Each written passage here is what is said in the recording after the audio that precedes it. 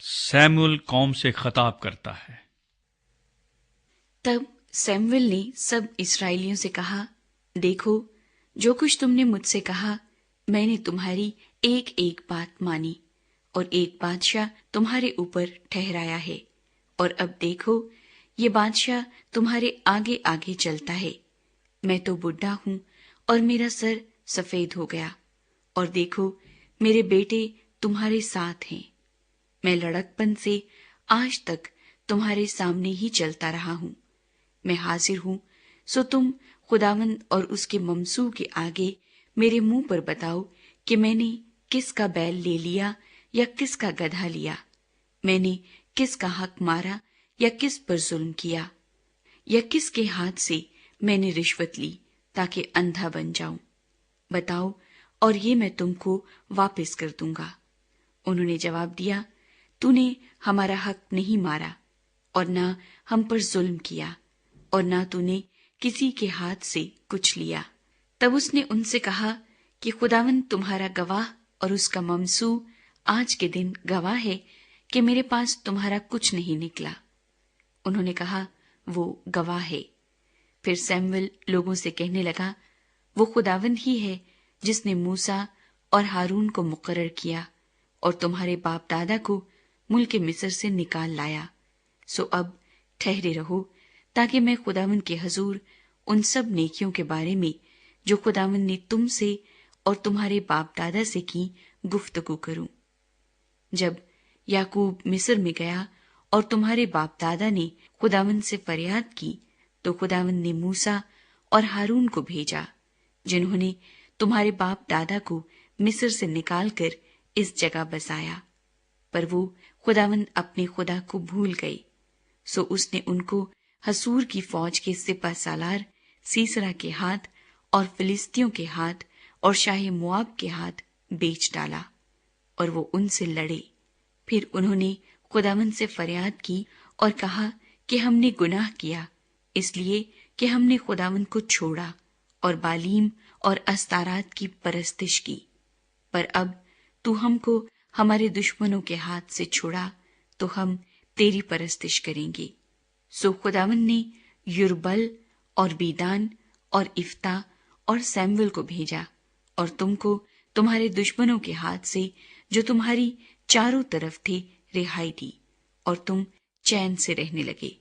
और जब तुमने देखा कि बनी अमून का बादशाह नाहस तुम पर चढ़ आया, तो तुमने मुझसे कहा कि हम पर कोई बादशाह सल्तनत करे, हालांकि खुदावंद तुम्हारा खुदा तुम्हारा बादशाह था।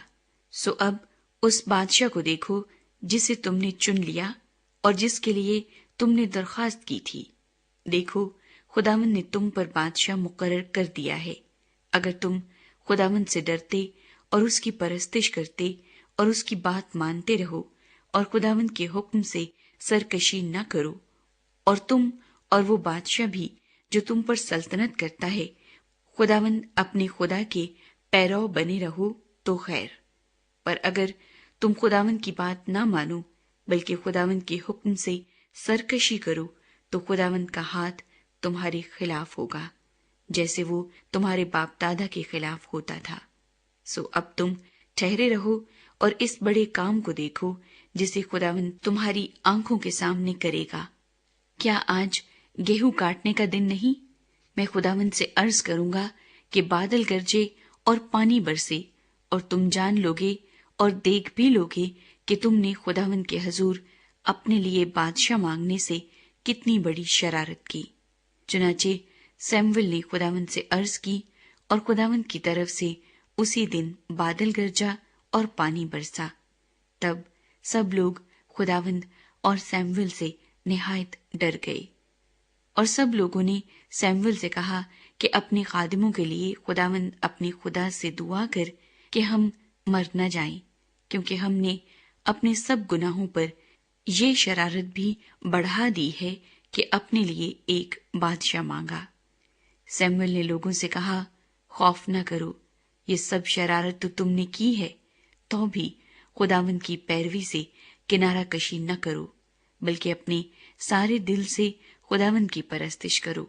तुम किनारा कशी न करना ورنہ باطل چیزوں کی پیروی کرنے لگو گے جو نہ فائدہ پہنچا سکتی نہ رہائی دے سکتی ہیں، اس لیے کہ وہ سب باطل ہیں، کیونکہ خداوند اپنے بڑے نام کے باعث اپنے لوگوں کو ترک نہیں کرے گا، اس لیے کہ خداوند کو یہی پسند آیا کہ تم کو اپنی قوم بنائے۔ اب رہا میں، سو خدا نہ کرے کہ تمہارے لیے دعا کرنے سے باز آ کر خداوند کا گناہ گار ٹھہروں، بلکہ میں وہی راہ جو اچھی اور سیدھی ہے تم کو بتاؤں گا۔ فقط اتنا ہو کہ تم خداوند سے ڈرو اور اپنے سارے دل اور سچائی سے اس کی عبادت کرو، کیونکہ سوچو کہ اس نے تمہارے لیے کیسے بڑے کام کیے ہیں۔ پر اگر تم اب بھی شرارت ہی کرتے جاؤ تو تم اور تمہارا بادشاہ دونوں کے دونوں نابود کر دیے جاؤ گے۔ فلسطین